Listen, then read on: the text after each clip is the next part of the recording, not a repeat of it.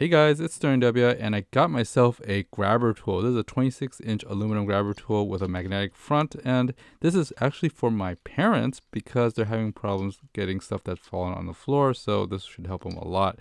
You guys, as you can see, there's a little pull string for it, and it basically pulls so you could do grabbing stuff on the floor. Like this bottle of whiteout, it's actually grabs it very easily because the jaw in the front is actually pretty sharp and precise, and also you could grab things like socks and stuff. The fun part is that it's very, very precise in terms of the front. There's a little tip on it, and also there's a edge on this thing actually that's rubberized that will hold things very well. Whether it's small little bottles like this, it handles it pretty well. There's also teeth on both ends, which is nice. Another good thing is that there's a magnetic tip. So if, let's say, they want to pull a can out, you just point that magnetic tip to somewhere, and you could basically pick up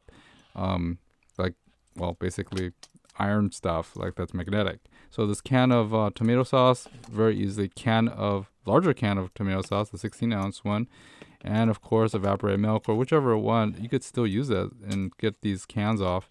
And pretty cool.